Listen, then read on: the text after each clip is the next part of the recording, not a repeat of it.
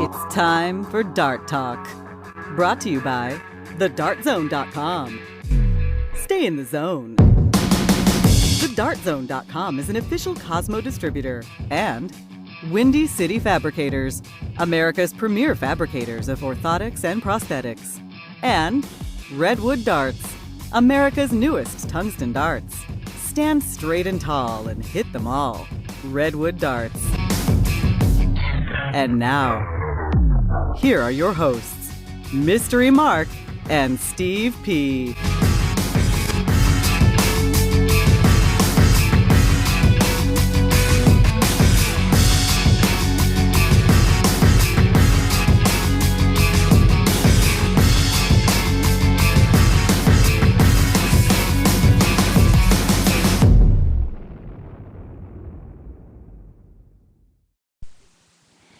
Okay, what is today? 14th. 15th. No, 15th. May 15th. Darren Young Thompson is and probably 12, and, the most welcome to Dark Talk, everybody. How's it going? Mystery Mark, how you doing? I'm hanging in there. How about you? I've recovered from St. Louis. Okay. I've recovered from Blueberry. Long weekend.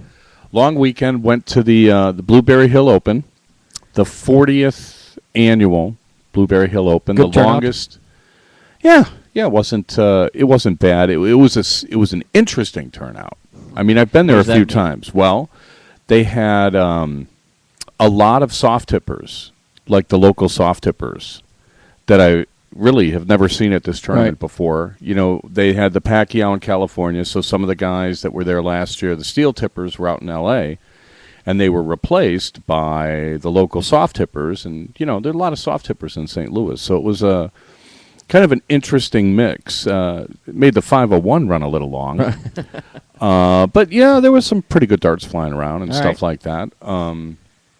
We have results from, 5 tournaments? Yeah. We got results from 3 MLD tournaments. We got the results from the Pacmania 3, which was in Los Angeles over the weekend, and we have the Blueberry results. Right. Which I learned a little factoid. The Blueberry is the oldest continuously running bar-sponsored tournament in America, which I found somewhat interesting. Bar tournaments are a lot different than tournaments that are held in like the hotel ballroom and stuff. And I never really gave it much thought, although I did. I did in St. Louis. Which do you prefer? Well, I guess I prefer hotel tournaments because if you get knocked out early, you can go upstairs and watch TV and take a nap or something. The bar tournaments, you're sort of stuck there. Now, Blueberry is a great place to get stuck. They have all sorts of memorabilia on the wall that you got. It has to be seen to believe. They have like a huge, and they're in display cases, right? They have huge displays of Barbie dolls and lunch boxes and Pez dispensers, and they have like a whole wall of Elvis memorabilia, like cereal boxes with his face on it and stuff like that, stuff that the owners collected through the years. And it's in a very hip part of St. Louis, so you can go outside. They got like a little sidewalk cafe. You could sit out there, and then if you walk down the street, they got the St. Louis Walk of Fame, which is a lot like the Hollywood Walk of Fame? Yeah, with stars and like Bob Costas and Lou Brock and Joe Buck, Harry Carey, Joe Buck. Yeah, all the the St. Louis people are there. So that's so there's something to do if you're. Yeah, there's something to do, and the weather was gorgeous again, so that's always nice. All right, but that's except for how you played. It was just funny. I was talking to Steve Brown. He's from St. Louis. He's played at this place I don't know how many times. And, I was talking to him. He lost to this guy who eventually won the Friday night singles and, got by me in the semis. And, I'm talking to Steve. I'm like, what happened? He's like, well, I didn't play the wind. and I'm kind of like, oh, no, here we go. Well, he's played there long enough to know that there's a serious draft when you're playing on this one board, and then they have these boards in the basement. They have a good, 18 wall-mounted boards, something like that, 20 wall-mounted boards, although they're numbered to 40 because they have another room that they could put boards in, but they took them down or something like that. So they got about 20, 25 wall-mounted boards. Easy to say. And, yeah, easy to say. But the ones downstairs are so close to the ceiling, which just has like joists and beams and stuff, that literally they're 2 inches from the ceiling, and they have these vents that blow down the air conditioning, and it's just so visually odd. It's like playing in your buddy's basement or something, except there's like literally like 2 walls of boards down there. And for some reason, whenever I play down there, I cannot hit tops. Because you see the ceiling. I don't know what it is. Yeah. It's my own fault for letting this stuff like mess with my head because I talked to the guy who runs the tournament. They measure the boards and the floor slants up, so when you go to the board, it's like that optical illusion thing in Willy Wonka where they walk into the room and it everything changes. It's like you start shrinking or something. So I don't know. Where you release the dart, where you pick the dart out of the dartboard is completely different. It's just kind of strange. Yeah. And I don't know. I didn't play too well. I missed, gosh knows. I've been missing doubles now for weeks. I know how that feels. I don't know what the deal is. Yeah. But the soft tippers were hilarious. I mean, soft tippers can all play. I mean, this whole deal about you play soft tip, you play steel tip. I mean, soft tippers can play. Absolutely. They just don't know what they're doing. Right. And they don't understand, how to finish an 0-1 game because they never have to. And I suspect that, if soft tip ever went to what they're doing at the bullshooter next weekend, not this weekend, but next weekend, where they go to a split bull and you're doubling in, where you're kind of shooting at the same stuff, it'd probably be better for everybody. It'll help you out. Kind of all around. So we'll scatter some results throughout the show. We have a lot of announcements, actually. Do we have a disclaimer this week? Oh, do you think we should play it before I speak another word? I believe. Yeah, let's run Melissa here.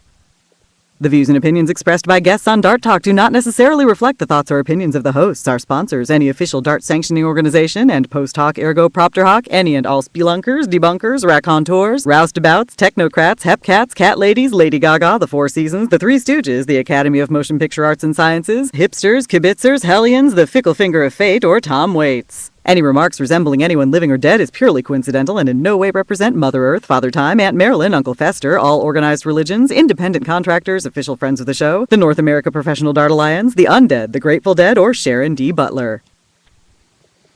And just a personal note, my Aunt Marilyn apparently is doing better, so good. Thanks, everybody, for all the thoughts and prayers. Greatly appreciated. That's good to hear. And actually, I guess with the announcements, we lost a beloved, long-time California darter yesterday, Ed Daly. So thoughts and prayers out to him. He had a lot of friends, and I'm sure they're going to miss him. So it's kind of sad. But we do have announcements. I talked to Waldo in St. Louis. Where's Waldo? Yeah. Well, he was in St. Louis. Oh, okay. You found him? Yeah, I found him. He's a good guy. And he's one of these guys. It's funny now that I've been going to tournaments more regularly over the last few years. Do you need more coffee? I think I do. It's funny because I'm seeing guys now that I saw a couple of years ago and how much they've improved. Right. Which is what tournament darts really does. If you go to tournaments, it invariably... It's going to improve your game. Light years. Night and day. And so he's one of these guys that I'm like, wow, he's really improved over the last... Since the first time I ever saw him, he's like 3 times better. So he comes up to me, and he's like, hey, Steve, do you support the MLD? And I'm like, what do you mean support the MLD, Major League Darts? I'm like, you mean in theory? And he's like, well, we just started. We're going to have this tournament. Would you mind, mentioning it on the show? And I'm like, yeah, I'll give it. Yeah, sure. I'll mention it. If it's like kind of something that they just added to the schedule, I don't mind mentioning it once. So the Porkopolis Pork and Cork. All right. I like the name. It's going to be a day of tongue twisters. Saturday, June 2nd at Peg's Pub, 10784 Reading Road in Evandale, Ohio. They're going to have a MLD Darts event. So if you guys want information on MLD Darts, go to mlddarts.com, and you should have a schedule of everything up there. But this is a late edition, so I thought I would mention it. Also, sign-ups continue for the North American Pro Tour Championship and the Chicago Open. That's going to be July 20th through the 22nd in Chicago, Illinois, ADO and PDC sanctioned events. The entry deadline for the PDC North American Pro Tour event is Monday, July 16th, I believe at 12 noon Eastern. Now you can register online. It's only open to North American residents, but you can register online at bullseyenews.com or call 1-800-688-3278 between 10 a.m. and 4 p.m. Eastern. This is the event that everybody should be going to. The PDC Pro Tour that they started this year, they're going to have 3 events. They're going to have one in Chicago, one in London, Ontario, and one in New Jersey. And as I understand it, whoever wins the most money in those 3 tournaments gets into the World Championship. Oh, all right. Which is the be-all and end-all of darts as far as Steve's concerned. Yeah. And I should apologize. Well, I don't know about apologize. Here's the thing. Okay. So I'm talking to Ben Belts. Okay. Who is a Cincinnati guy, great player, and I believe knocked me out of the draw Friday night. Don't hold that against him. It's fine. He played good. Although had I checked out the 147 where I missed a double 18, things might have been different. But maybe. I think he stops in on the show now and then. And so, he was I was talking to him on Sunday, and he mentioned this one world championship that he won. And I'm like, what world championship? And he's like, oh, well, I won this event at the Bullshooter. And I'm like, well, that's not a world championship. And then I'm like, immediately like, well, okay, I'm sorry. Did you say that to him? Well, yeah. No. But I didn't mean it. It comes out kind derogatory. Of like, yeah, and I don't mean it that way. But, I mean, how many world champions can you have? Well, look at boxing. You could have a lot. Okay. Well, if everything is a world championship, then nothing is. You know what I'm saying? Yeah. It's like if everything's great, then nothing's great, and everything is just average. So, I mean, in my head, I kind of delineate this stuff, and I didn't mean to diss like the Bullshooter and stuff because I know like Ben said, if I could summarize his argument, he's like, well, look, there's players from all over the world there, and I'm like thinking, well, yeah, and there's some guys that aren't allowed to play because they're with different companies and all this other stuff, and then the English don't come over to play soft tip, they play steel, so, but yeah, I guess they could play if they wanted to, so okay, it's a world championship, so my bad. It's just I can't. I just can't. I can't take it in. No, I can't. I can't do that. But it's still a heck of a thing to win, and well worth winning, and not easy to win. So you should feel great about winning. It's just not a world championship. Well, it's like a marketing title, right? Okay, like when it comes to Dart Talk, I'm the head bozo on the bus. I don't put it on my business card, but it might look good. Executive vice president and head bozo on the bus. Doesn't make me any more than I already am. So, I don't know. Labels are, I don't know. Also, not really sure either. Well, now this is interesting. The Firecracker 2012 tournament flyer is out, and you can read it in all its colorful glory at gcda.org. Here's the thing about the Firecracker. It's a $10,000 tournament, which in the scope of things is not that big a payout. It's in Chattanooga, Tennessee. Okay. The thing that's amazing about it, though, is they have 2 singles events where the winner gets $1,000, and they have 2 doubles events where the winner gets $1,000.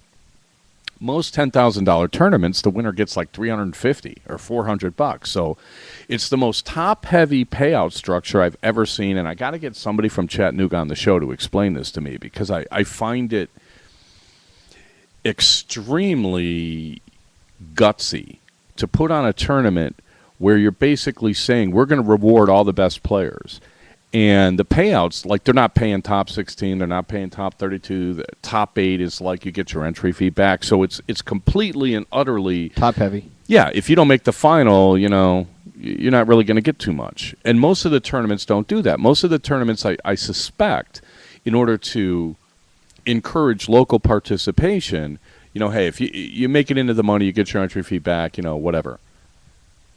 See what I'm saying? So, I don't know. You guys can check this out. I find this curious, and I'm going to look into it a little more. I don't know if it's even ADO sanctioned at this point, so if anybody knows, they can kind of tell me. Also, there are 2 ADO regional finals this weekend for the people that aren't going to Dallas, which is, I found, odd scheduling. Maitland, Florida, and Topeka, Kansas. You can go to ADOdarts.com, click on the national qualifiers link, and get more information on those things. And one other thing, well, 2 other things. Next week, we're going to have at least one special announcement. We may have 2. But we're definitely going to have one regarding the Phil Taylor Team Protege Program. What is that? Tune in next week. And, you could look it up online, but we're going to have an announcement about it next week, and everybody should stay tuned for that because it's going to be very interesting. All right, we're on the quarter. Let's run maybe 1 minute of commercials. What do you think? That sounds good. 1 minute of commercials. We'll be right back. This one's for Jason Smith. I want to take a moment to talk about Ed Hardy. So many people hate on his clothes and accessories, calling them gaudy or ridiculous. But I love Ed Hardy, and I think people need to learn to appreciate his tattoo-inspired clothing. I mean, I don't know about you, but I used to have the hardest time telling the difference between the douchebags and the non-douchebags. Sometimes I'd even be on a date before I'd realize, I'm out with another giant tool bag. But that doesn't happen anymore. Not with Ed Hardy on the scene. Now when a guy approaches me and he's got metallic wings on his shirt or studded hearts and skulls and crossbones, I know to run the other direction as fast as I can. It's like someone's made a uniform for all the ass clowns out there. So thank you, Ed Hardy. I love you. Okay, and we're back for the second part of the show. Brought to you by the Dart Zone. Stay in the zone. An official Cosmo distributor. TheDartZone.com. Also, thanks to Windy City Fabricators and Redwood Darts. How about some results? All right. What do you want to do? There were some tournaments. You want to do the Blueberry or you want to do the Pacquiao? I will do the Pacquiao. All right. You know what? Why don't you do the Blueberry? Because I want to say a few things about the Pacquiao. So do the Blueberry. All right. So here we go. We got the Blueberry King of the Hill 501. Second place goes to Ed DeBanke. First place, Brad Oxendine. Yeah, Brad is a local soft tip guy. He played very well and ended up winning, and he was really stoked about it, and I kind of like that. The thing about this tournament that's interesting is the locals take an awful lot of pride in it, and to be honest with you, these soft tippers, they came in loaded for bear. I mean, they really came to play, and I thought that was pretty impressive. So, nice. Yeah, well played by Brad. Queen of the Hill, second place goes to Diana Rutherford, and Brenda Rausch takes first place. Draw doubles 501. Second place, Andrew Raber and Curtis Strite. Diana Rutherford and Brad Nichols take first. Yeah, Brad had a good weekend. He's a local Chicago guy, primarily a soft tipper, but he plays some steel, and he had a good weekend. Played good. Men's doubles cricket, second place, Steve Brown and Dwayne Timmerman. Thomas Baugh and Ralph McCool take first in men's doubles cricket. Women's doubles cricket, Sweeble and Brenda Rausch. Sweeble got a new nickname. Oh, I'm sorry. I screwed it No, up, you didn't. No. That's right. I did first place first. Oh. Jill Hutchinson and Debbie Birch get second place. And then Sweeble and Brenda Rausch take women's doubles cricket. Okay. Men's singles cricket second place goes to Bruce Davey, and then Steve Brown wins that. I got to rip on Bruce. Can I rip on Bruce for a second? Sure, go ahead. So Bruce comes up to me after the tournament, and he's like, well, I should have beat Brownie, but I made a mistake. And I'm like, well, what happened? And he's like, well, I bounced out a fat 16. And I'm like, how do you bounce out a fat 16, Bruce? And he's like, well, because he went for the triple. This may come up again. He went for the triple. And I'm like, well, Bruce, what'd you go for the triple for? And he's like, well, whenever I go for the fat 16, I throw it in the 8. And I'm just like, ugh. Okay. Well, then technically you didn't bounce out at fat 16. Yeah. We got to start hammering people on their technical, whatever. Women's sophistry, singles what have cricket, second place goes to Sweeble, and then first place goes to Brenda Rausch. Mixed triples 701, second place Steve Lovell, Christy Zimmerman, and Ed DeBanke. Yeah, I should say something about Steve Lovell, because he used to live in Chicago, and he moved out to Kansas City. on the Kansas side apparently some years ago, and I haven't seen him in a long time. He played spectacular, just absolutely spectacular darts.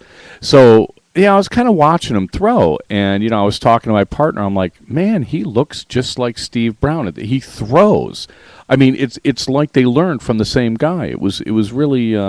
I wish I could have pointed him out to Steve because I thought it was amazing. But great darts by Steve Lovell. I wanted to give him a special attaboy because he really played spectacularly. And then first place in the mixed triple 701 goes to Eric Blackledge, Brenda Rausch, and Bob Hudzik. Yeah, some good local players. Brenda does really well at this tournament. Really? She's from there. She learned to play darts in the men's league there, so it's a very special tournament for her. And it's special for a lot of people. I mean, especially the Sunday singles. There's a lot of pride involved. People take it extremely seriously.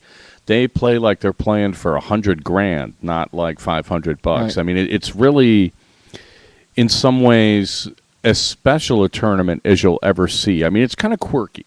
The bar is quirky, and the boards downstairs are quirky, but I mean, there's an intensity. Yeah, there's an intensity to this tournament that you seldom see. That I seldom see, especially. Right. Open doubles 501. Second place goes to Eric Blackledge and Eric Gregory, and first place Ben Belts, Mark Hilbert. Right, Ben Belts. I already apologized to him, but a special attaboy to Headhunter. He was really stoked about winning. I was really happy for him, and they played great darts. Men's singles 301, Brad Nichols gets second, and Steve Brown takes men's singles 301. Yeah, Steve played good over the weekend. He took 2 out of the 3 singles, and but good darts by Brad, good showing by Brad. He's a good player, and it's nice to see him coming out playing more steel. Women's singles 301, Carrie Stevenson second, and first place goes to Diana Rutherford. Right, so Steve gets his picture on the Wall of Fame again, and Diana Rutherford, if she hasn't had one before, gets it now. Up there. So, yeah. Great tournament. Everybody had a lot of fun. They run it on time. They have a very organized system. They actually have like a computer program, so you get like a little card when you first sign up with like a barcode, and then, if you're like me and you can never find it, you remember your number, but... And then they'll display the brackets on a screen, and they'll scroll through them, so you always kind of know where you are. Right. All right. So even if they're running behind, it ends up being pretty good. Let me find this. I just Jason Smith sent me a correction to the. We announced the qualifier for the ADO shoot in Florida, and apparently I got the date wrong. So the national qualifier in Florida is June 16th. What'd you say? You don't know? Said it was this weekend. Oh. So, I mean, so it's not this weekend. It's June 16th. Jason, if you're listening, you might want to check the ADO website and make sure they got it right, because I think that's where I got it. So maybe they didn't. Maybe they didn't get that. Yeah, I kind see every time I glance at the chat, I lose my I lose my thing. Thought. But somebody's telling you to speak up. Yeah, I saw that. Okay. Let's make sure we talk into the mic like radio professionals. Okay. Well, the professional part, you have to give you a little leeway on that one. Well, yeah, and speaking of quirky, they had the Pacmania tournament in Los Angeles, and they do things which you a little. Wanted to go to, but you didn't. It would have been so nice. Nobody stopped by the Frolic Room for me. I posted on Facebook. Somebody go there and say hi. The Frolic Room is really cool. It's like at Hollywood and Vine. Right on the Walk of Fame, which is very touristy and stuff, but it's just this little bar, and it's been in I don't know how many movies. It was in L.A. Confidential, where Kevin Spacey puts the $50 on top of his drink and walks out. Right. That's the Frolic Room, and they have an entire wall of original Hirschfeld caricatures of famous people, and it's just a really cool place to stop in there, have a beer, and look at the wall. It's just and then go on and look for more stars or something. So I always liked it. But nobody did it. No, and I was going to tell people to go to Bordner's or go to they might have. They Formosa. just didn't post to you that they were there. You know what? Bunch of lamers. They went to Koreatown for sushi, and I heard somebody got sick. So wasn't my idea. And I offer. I'm like, hey, I'll tell you guys where all the cool clubs are, and nobody took you up on it. Whatever. Who's got time? Anyway, 1, 2, 3, 4, 5, 6, 7. They got about 11 events here, so we're not going to have time to read everybody. So we'll read the top 2 in every event. So the cricket blind draw. I was going to say what they do different there, which I thought was very promising. What they did this year was they held every final on Sunday, except for one, because somebody had to catch a plane. So if you play the Friday night draw and you make it to the final, you have to wait till Sunday. You wait till Sunday, right. and they did that for every single event. I think except for the women's doubles.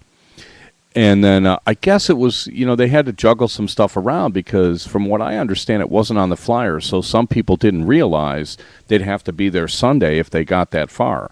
So I find that interesting. A lot of times, especially if you make the finals on a Sunday, by the time they roll around, they're taking down boards and there's 5 people there because everybody, as soon as they leave, they kind of get done. out of Dodge, right? You gotta travel, and it's understandable and stuff, but it sort of takes away from the event. It reminds me of that one Jackson Browne song, "The Loadout," where he's like sitting on the stage by the piano and they're like the roadies are taking the stage apart and everything, and he kind of just wants to play. So you played all day, you're in the final, and all you hear are people taking down the lights and taking down the boards, and it's just sort of like, really.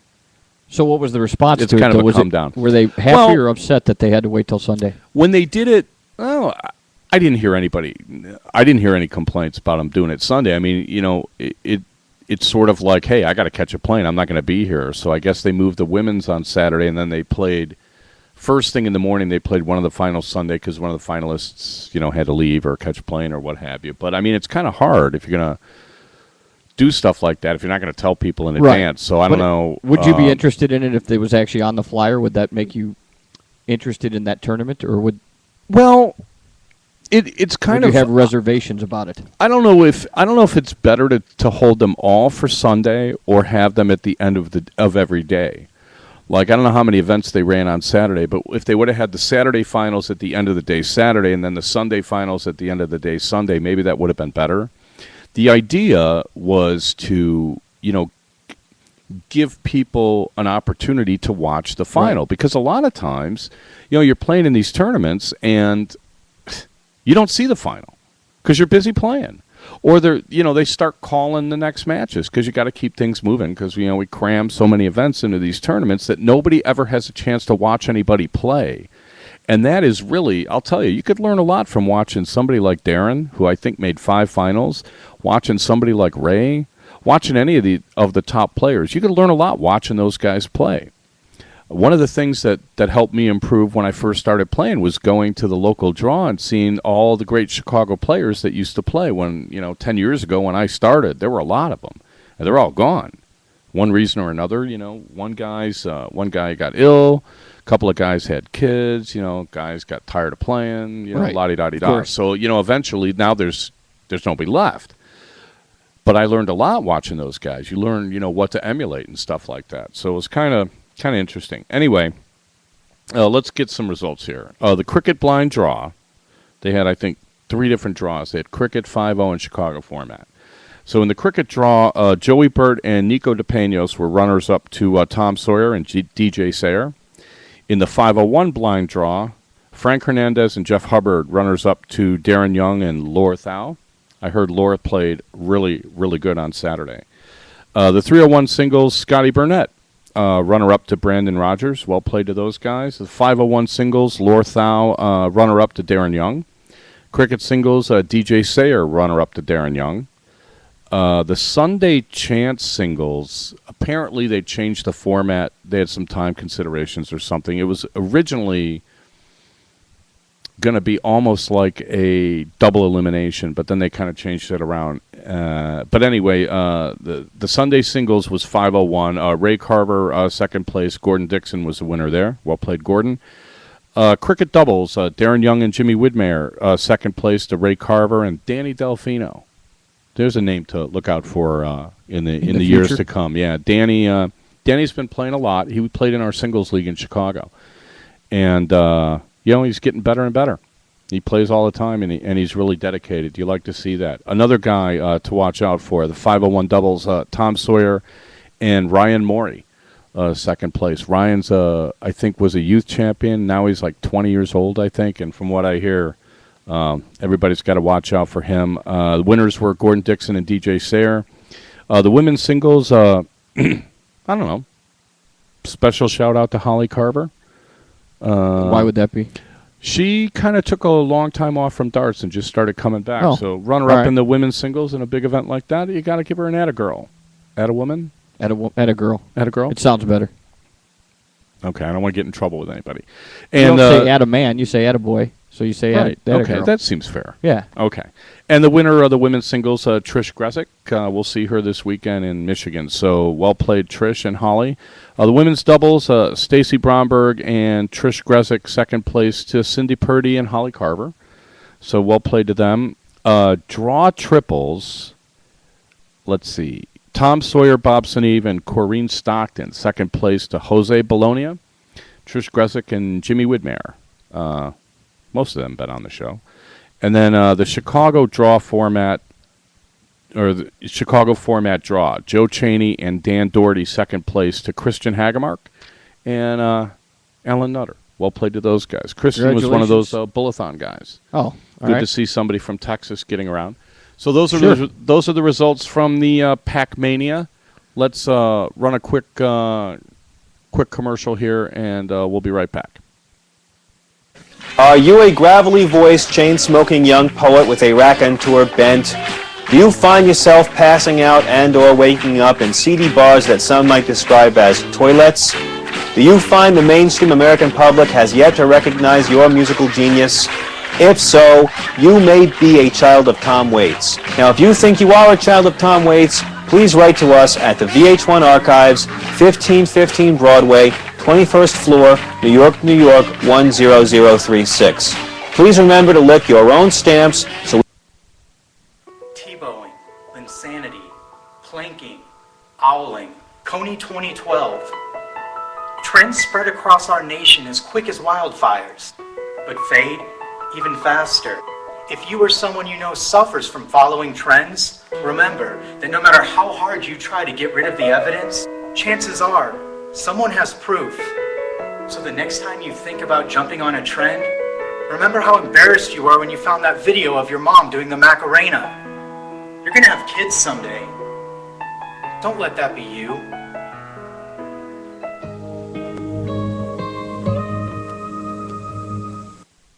Hi, my name is Larry Butler, and you're listening to Dart Talk. Okay, and we're back. Thanks for that, Larry. Wow, only 3 more tournaments results to go. Oh, that's not bad. And we only got a half hour left. Well, it's funny. The Chuck Pankow was telling me about playing the MLD in Carolina last week. And what they did was they had the MLD events are, I don't know if you know this. I probably don't. They're mini little tournaments. They're actually pretty cool. They play round robin. You've seen the results. I mean, we generally just do like the top 4 and whatnot. But what they'll do is they'll play a round robin with everybody who's there. Cut the field in half. The top guys play for the big money, and then the bottom half play for the consolation in a shorter format. And you get a great day of darts in. And we'll get Brian Jackson on maybe next week, and he could tell us, how it's going. I think he started it last year, so now he's in year 2. They're planning on having a championship in Nashville at the end. I'm going to misspeak. I think it's the end of November or something. And they're going to seed it. So the more of those events you play, the higher your seed's going to be. And the seeds aren't going to be really too reflective of much because. Yeah, he's going to hate me for saying this. He uses some messed up system for seeding players, and then a lot of the top players, if they don't play MLD events and show up, are going to be unseeded, and it's going to blow up the seedings like it did in Virginia Beach last year, where the Canadians had to qualify, and it doesn't really work. Right. I mean, I'm not going to get into seeding. I mean, we're we talked about that a few months ago. Yeah, and we'll talk about it again, but not today. Right. I'm already in a bad mood. So okay. let's not do that. But the MLD events, having them the same weekend as an ADO regional final, I think is a fantastic idea because the ADO regional final is kind of the same thing. You play a round robin.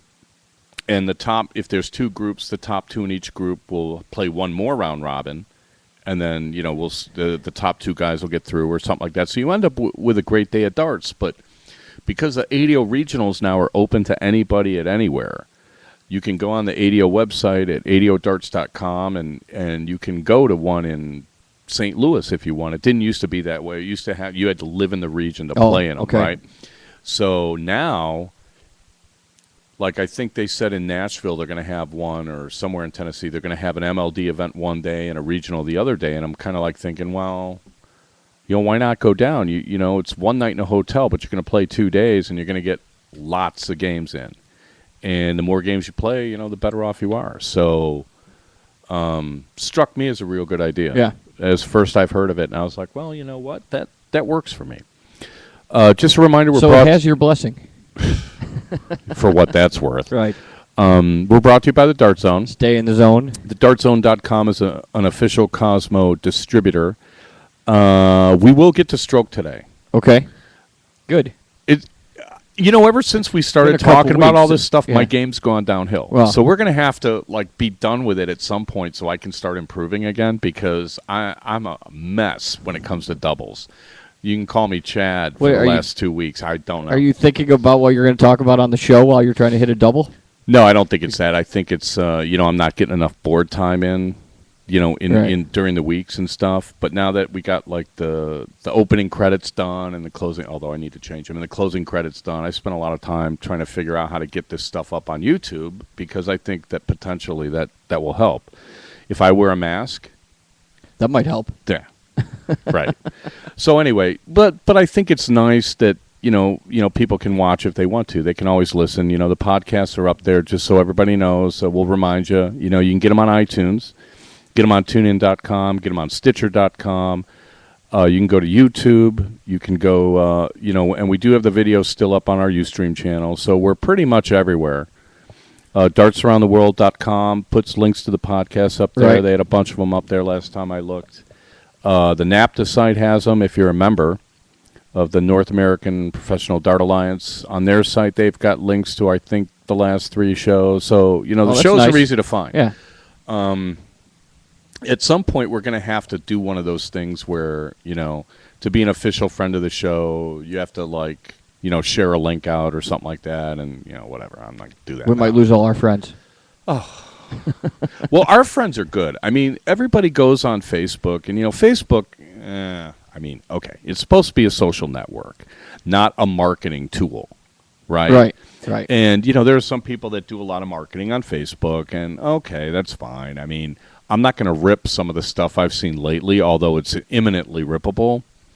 But, I don't really do that with this show. I mean, we got our separate page for Dart Talk, and I'll put the links up there. And on my page, I'll post links to the show, and, it's fine. And that's it. I mean, yeah, that's it. I'm not going to everybody share this out and tell all your friends to like us so that we have more likes. I'd rather have people that actually find the show, like it, and listen to it than anything else. And, our ratings are good. Our circulation's up. The last month, we were averaging over 1,300 a week. Sweet. Yeah, so I'm thinking that's pretty good, for we're not even doing it for a year. Right. I'm kind of liking that. So thanks, everybody, for listening, by the way, and for telling anybody that you tell to listen, and keep listening. Keep listening. And we'll try to say something worth listening to. We're trying our best. But we will get to Stroke. Let's do the MLD results. Do the MLD results? Yeah, let's do those. All right. So we got, what's the Mighty Mikes? We got the Mighty Mikes Open. Where was that in? Sterling, Virginia. Okay. T. Chen and Doug Watkins, top 4. And then Toby Simcoe loses to Joe Huffman in the finals. Joe hits a lot of triples. Joe triples. Joe Triples? Yeah. Actually, I'm I think with it. I think his nickname, his self-appointed nickname is Boom Boom, which, forget about it. That's Freddie Couples' nickname. Right. You can't use take Boom that. Boom for anything. No. I agree. Right? Okay, so we'll have to talk to Joe. Then we got the MLD Gold Star Families Charity Classic Open. Also, the consolation. Oh, I apologize. The consolation winner at the Mighty Mikes Open was Robert Vincent 3-1 over Lance Kent. Sorry about that. No, that's okay. The MLD Gold Star Families Charity Classic Open in Crestview, Florida. Yeah, go ahead. I just noticed something. top four. Top four goes to Chris Huff and Burt Page. And the finals, Brad Eckenrode loses 8-3 to Danny Baggish. Yeah, I noticed in this one, Joe Huffman won the final 6-1, and I thought it was best of 15 in the final. I don't know what happened there. Maybe it's a typo. Might be. Okay, and the consolation, Jamie Smith was a runner-up to Kevin Fitzgerald 3-1. And the Dart Sharks Shootout Open in Greenville, South Carolina. Top four goes to Chuck Pankow and Robbie Phillips. And Ryan Burnett loses 6-2 to Mike Elderbroom. And it's a pretty tough field. Robbie Phillips is the reigning 501 national champion. Chuck Pankow has won the America's Cup a couple years ago. And Ryan Barnett was, I think, number one in the country a couple years ago, or at least he was on the national team for a couple of years. So, I mean, that's a pretty tough field. Right. Well played to Mike Elderbroom. The consolation final, Fred Copeland loses 3-0 to John Liggett. See, and that's another one. See, it says Mike Elderbroom won 6-2, so they must not have played the best of 15 there. I don't know. I have to talk to Brian. It's a typo. Maybe we got to DQ him. Yeah, maybe. Okay, so you want to start talking about stroke? Sure. Let's get into it. Is there anything else we could talk about before we talk to stroke? I mean, honestly. No, because who knows how long this is going to take. Well, yeah, because, I tend to get really esoteric and stuff. A couple of weeks ago, I was going off on the Zen thing with the continuousness or, whatever they were making fun of me for. So we'll try to keep it as simple as we can. You have 5 types of stroke. Yeah, I've identified 5 types of strokes that we can get to. But I wanted to ask you this question first, which was, is there such a thing as a perfect dart stroke, in your humble opinion? In my opinion? Yeah. I would say no. There's no such thing as a perfect dart stroke. I think everybody would agree. Who knows what it is? Everybody's got a different stroke. There's no such thing. Well, I guess on the other hand, there is such thing as a perfect golf swing. I mean, supposedly. I don't know. I mean, if you look at anybody, if you looked at Ben Hogan on film, or you looked at Sam Snead on film, or you looked at, Tiger Woods from a few years ago, or you looked at Jack Nicklaus in the middle of the 70s, or any of those guys, I mean, technically you could always pick out flaws. Right. And people overcome them. So I spent a little time looking at 2 specific players and identified strengths and weaknesses that we can get to. But I don't know. I don't think there's any such thing as the perfect stroke. No, there really isn't. And as much as I'm one of those guys that's constantly trying to improve my mechanics, in the long run, whatever mechanics you have are going to be good enough if your presence of mind and if your mental game is there. You know what I mean? Yeah. I mean, it's like throwing a dart is such a simple thing that, when I start talking about some of this stuff, people are going to be like, I think you're going a little overboard on this stuff. But it's all connected. And for the people that do want to improve, and for the people that are looking, I mean, I don't want to sound obsessive about to tweak this, something. Well, yeah, I mean, the better you get, the harder it is to improve. Right. Right. I agree you look with at golfers. When you're a 1 handicap, I mean, it's hard to get from a 1 to a +1. Yeah. When you're a 36 handicap, you got nowhere to go but up. I mean, it's not hard to get to a 30. If you put some time into your game. At some point, though, when you start to get decent and your improvement comes slower, I think is where a lot of people start kind of backing away from the game a little bit.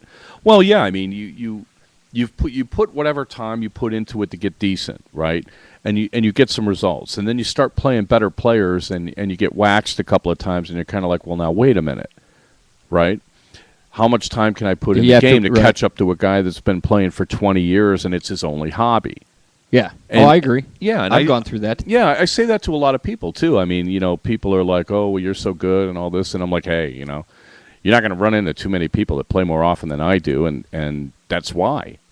It wasn't, I was rolled out of bed, at the age of 5, a good dart player. Throwing darts. Yeah, pretty sure my mom wouldn't give me any. But, I had 4 brothers. I mean, one of us wouldn't have lived. So anyway, but I did try to identify types of strokes to make it easier for us to talk about them. So I came up with, let's see, one is called the push-shove. And I think that's kind of self-explanatory. There's a couple of guys that if you've ever seen, like Brad Wethington throw, he has got a total shove stroke where literally he'll bring the dart to his eye with his arm completely bent and then just shove it straight ahead. And what's the push part? Well, push, shove. I mean, it's. Wouldn't that be pull? Well, pulling is something where. Well, but I was going to talk about that in terms of like a backswing, so I didn't want to use pull. Oh, like okay. Push me, pull you, kind of. Is that what you're thinking? Yeah. Well, no, because I mean he'll literally just kind of raise it up and stop, and then he doesn't really have a backswing. Oh, okay. Per se. So you're saying he pushes it up and then he shoves it. Yeah, and it's a type of stroke that I call a reverser, because it's the kind of reverse of what you should do. The other one are people that hold their arms straight out and then bring the dart back, but then they fold their arm this way and then try to extend it again.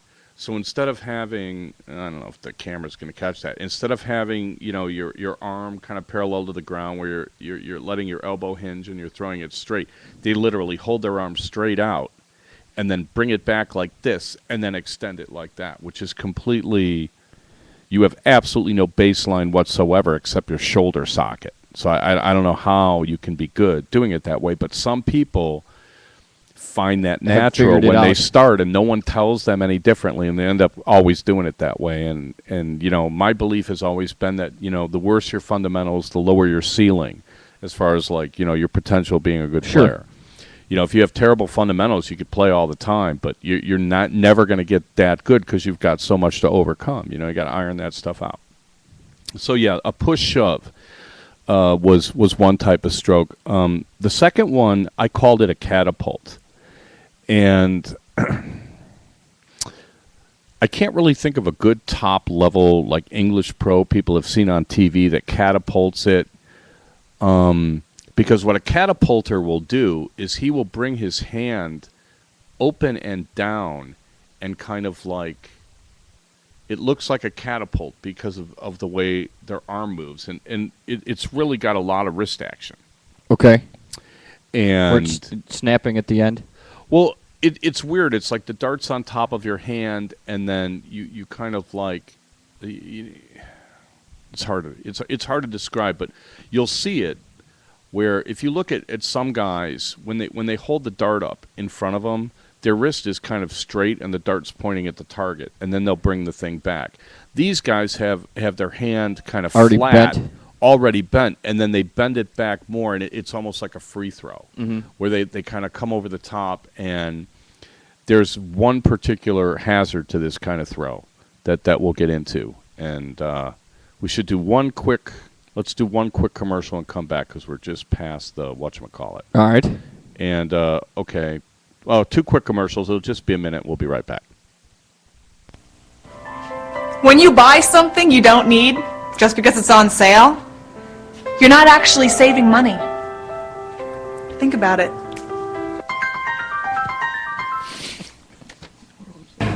Hey, losers, ever drink and drive? Yeah. Then you'll love the Mad Dogs. Collect them all. There's Wendy and her innocent family. And check out Stupid Stu. Now any idiot can drink and drive in the safety of their own home. Look at them go. Stay in the road, Stu. Slow down and be careful. Whoa, look out for that family.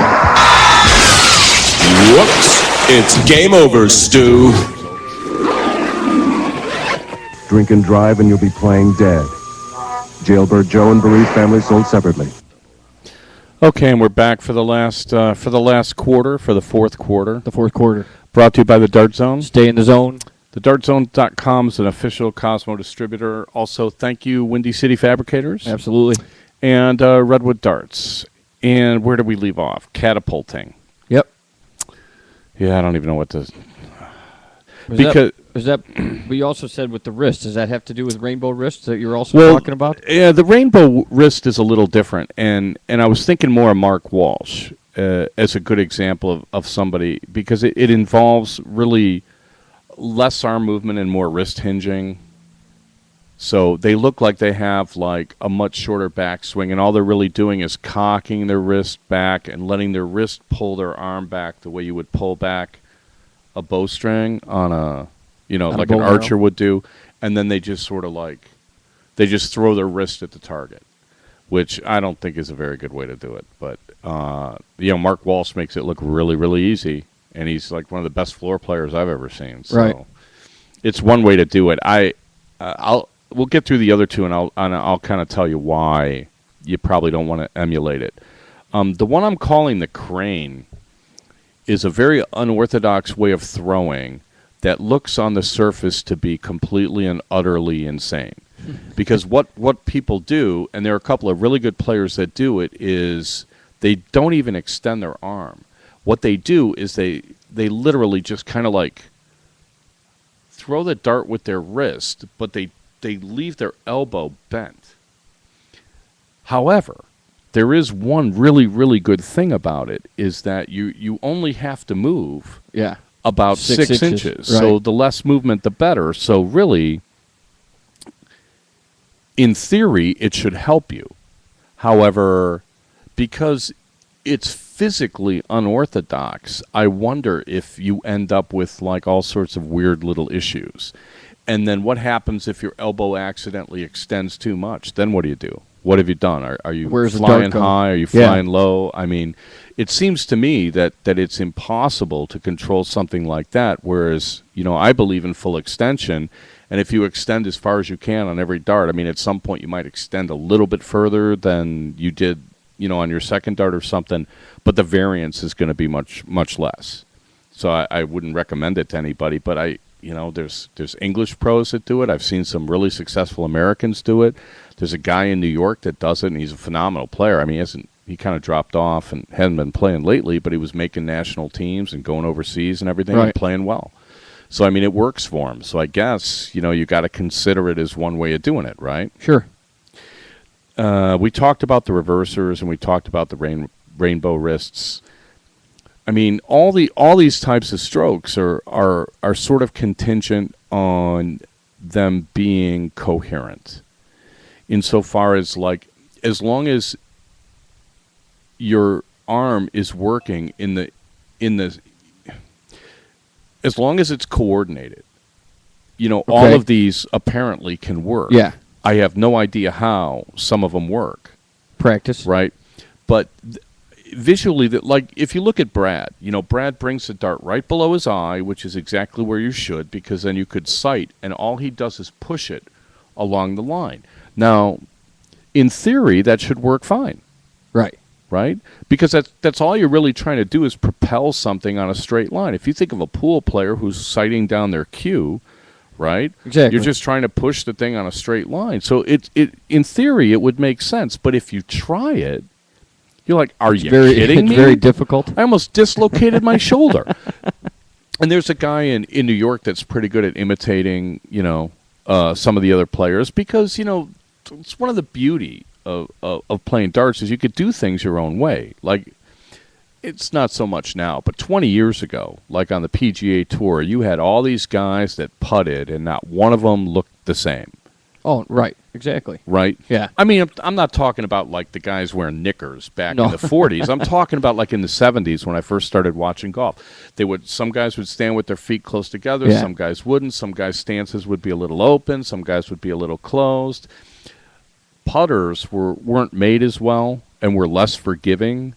Guys, I mean, if you can find it, because I'm sure it's out of print, Lee Trevino did a book on putting where he's talking about slice putts, hook putts, all this other stuff. He wasn't a good putter, though. No, he won some majors. He would have won a lot more if he was a better putter. He won So one don't read tournament. his book. He won a tournament. He went into Kmart or something, found some putter, took it back to his hotel, smacked it on the floor to get the line right, and then won like the PGA with some $5 putter. I mean, it cracks me up. Maybe it's mental.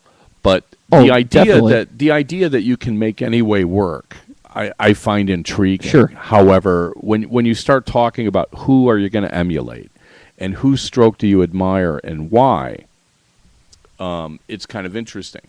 So I took 3 guys to examine, and I think we'll have enough time to get to all 3.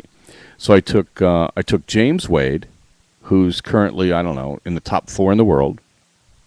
I looked at Ronnie Baxter, who's been around forever, used to tour in America, extremely successful English pro, and Raymond van Barneveld, who, for some reason, he's like the Ernie Els of darts. Okay. He looks so smooth, right, and it looks so natural that I watch him over and over and over and try to figure out what he's doing differently than the other guys that make it look like so much work.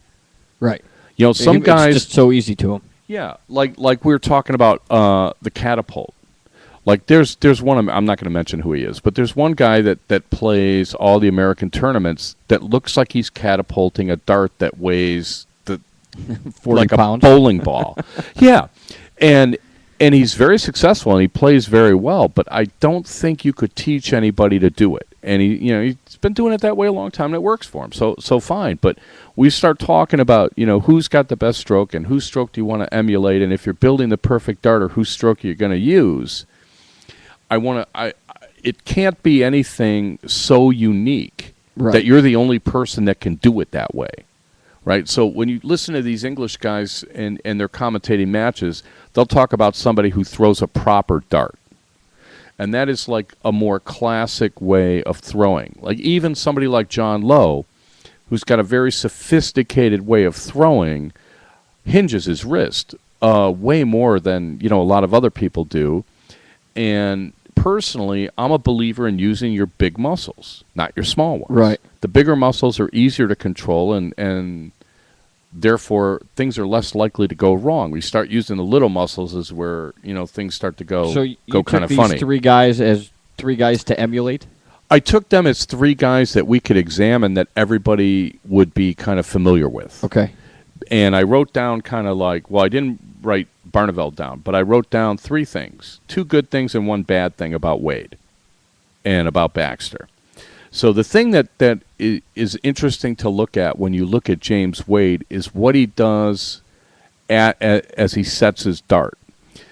And what he'll do is, instead of having his arm straight up, he'll have it forward because he's trying to set the dart at the release point. Right. Right? Yeah. And the idea is that you're going to release the dart as close to the board as you can. So if you hold your arm up at a right angle, you're not going to let go of the dart here. You're going to let go of it a little more forward than that. So what he does is he sets the dart at his release point and then brings it back, which means he's going to have a longer backswing. Yeah. Right? More movement. He's going to have more movement, but he's setting it up right at the spot that he wants to let go of it, which I think for people that are learning should try that and see if that helps them. That's where the reversers who kind of hold the dart like this and then go like this, you're not holding the dart at the release point. So what are you actually doing? And what are you aiming at? Yeah. You know what I mean? How are you supposed to, or people that hold their arm up here, like Bam Bam does this. He'll hold his arm straight out, get his grip, then immediately bring the dart up and throw it. So he's never setting it up where he's aiming or at his release point at all. So I don't know how you're supposed to be accurate that way, but he's been doing it that way 20 years. It works for him. So, but I found that interesting because a lot of the English pros don't do what Wade does, which is set it that far forward. So I thought that was worth talking about. And the funny thing about Wade is his elbow will drop as he brings the dart back, which is technically a no-no. Right. And I watched him throw a few, and I kind of looked at his elbow, and it pretty much drops the same place every time. And then your elbow's always going to go up as you go forward, and nobody seems to care about that. The consensus on your elbow going up on the throw is it doesn't really matter. Just not down. Well, not. It can't go down when you're extending your arm. No, I mean not at any point. Well, what you're doing is it's like moving your bridge hand when you play pool is the equivalent of your elbow. You want your elbow in one spot, and that's your baseline. And as long as it's moving in the same spot, then everything's going to be lined up. Once you start dropping your elbow, now your whole target line moved. Right. So you don't want to do that. So I found that kind of interesting. It's not much, but an inch is a lot when your margin of error is the width of a wire. Right. So I found that kind of interesting that he had a flaw like that. But I like the idea of setting the dart at the release point. Now, Ronnie Baxter, on the other hand, sets his dart with his arm completely and utterly at a right 90 angle degrees. with his arm parallel to the floor. And every time the same way. He's got a very simple stroke. What he does that I've seen other people do that I'm thinking, you don't want to teach this, is as he brings the dart toward his eye, he wants to take it back further. So he'll turn his wrist so he doesn't hit himself and then go forward. And again, it's sort of like that's a lot of extra motion that you don't need. Yeah, so I called that a lively wrist with an extra twist because he twists his wrist coming this way. Now you have to twist it back the other way. And I'm kind of thinking, You really? think he does that just to get more speed on the dart? Well, at some point you do the things that you feel comfortable with, and he wants to bring the dart further back. So I don't understand why you need to do that, and I don't know. I guess I could ask him if I ever run into him. Right. But I'm afraid what he would say. But I found that kind of Don't try this at home. Well, yeah, but I know people that do it. Yeah. And people do a lot of stuff that on the surface doesn't make sense to me. But I'm sure they have a reason to do it. Like for instance, you see, and I talked to a couple of people about this, the soft tippers, especially around Illinois, what they will do is when they go to the line, they'll take like a rehearsal dart. Without a dart in their hand, they'll take their stance and they'll kind of like go right with no dart, and then they'll get their first one. And I thought about it for a long time, and I'm like, well, especially when you're playing doubles or triples and you're standing around and you're not in much of a rhythm, generally my worst dart's going to be my first dart. If I'm going to miss one, it's liable to be my first. Of course. Right? Yeah. Because you're kind of getting tightened up. Waiting around. Yeah, you're waiting around. And then so the first dart will loosen you up, and then the second two are generally okay. And I'm like, well, maybe the phantom dart would help me with that. So I asked Scotty Kirchner about it because he's one of these guys that does the phantom dart, and he's like, well, that's not why I do it. He says he does it because he's trying to like maintain his composure, and when he gets into a tense part of a match, it helps him kind of like settle down and calm down so he doesn't launch one too high. And then he does it all the time so he doesn't forget to do it at the parts where he really needs it. And I'm like, okay, well, that's a reasonable explanation. Absolutely. It's the first one I've ever heard, and I don't know if other people do it for the same reason or if they do it because they've seen somebody do it who's successful. But it's always good to get the logic behind some of these moves. So I kind of found that interesting.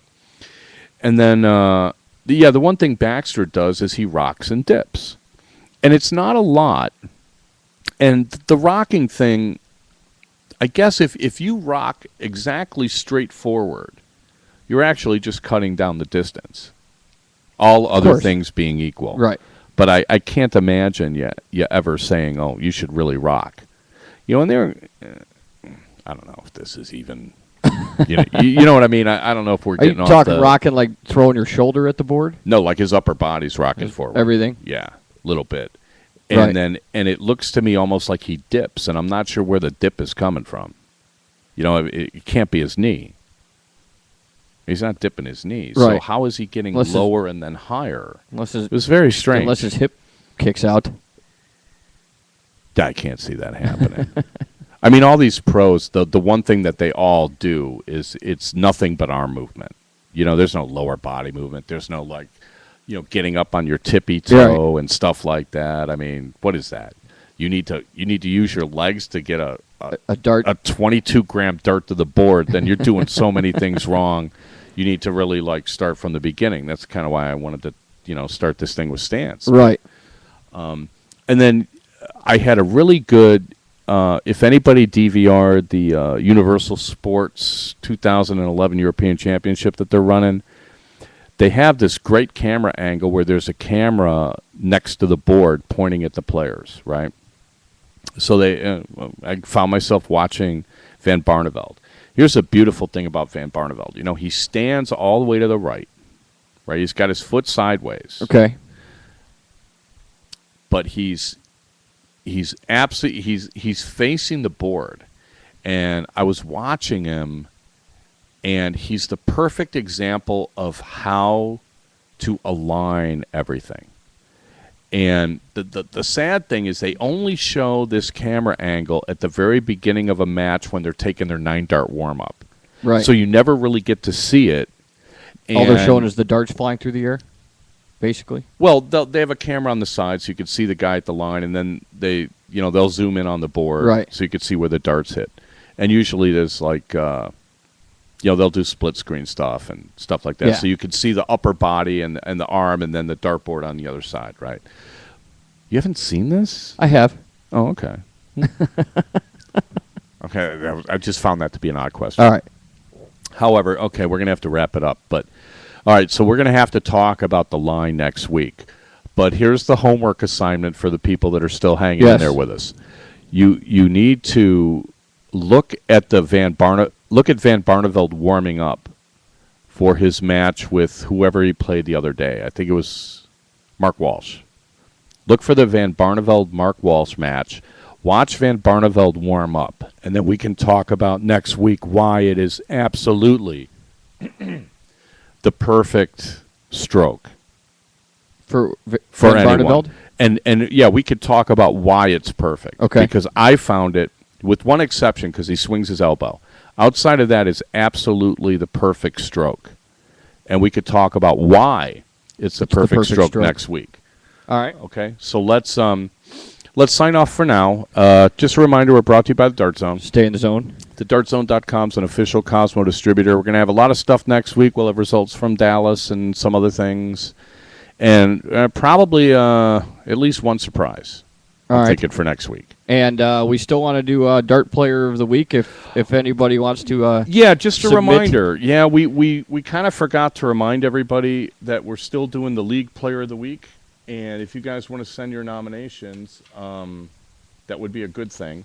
Yeah. Let me read the little thingy. Dart Talks initiated a League Player of the Week award. What we'd like are for players to nominate a fellow league darter who's exhibited the most outstanding characteristics we look for in a league player. It could be great play or great sportsmanship, someone who overcomes adversity through illness or misfortune, teaches or mentors new players, anything you feel sets them apart and can serve as an example to other players. Send your nominations with as much detail as you can to darttalk@gmail.com. Include your name, the nominee's name, and some contact information. So let's get on that. Absolutely. Slackers. We haven't had one in a few weeks, so we need to get back to that. Yeah, let's get back to that. And actually, we got a nomination for Website of the Week, but we didn't get to that either. We got to get the awards back going. Yeah. I've been slacking on that. Sorry, I'm busy trying to go to tournaments and miss as many doubles as is humanly possible, and I'm succeeding. So anyway, for Mystery Mark, Steve Pronunciaman, we're signing off, and we will Dart Talk to you next week. Thanks for listening. All right.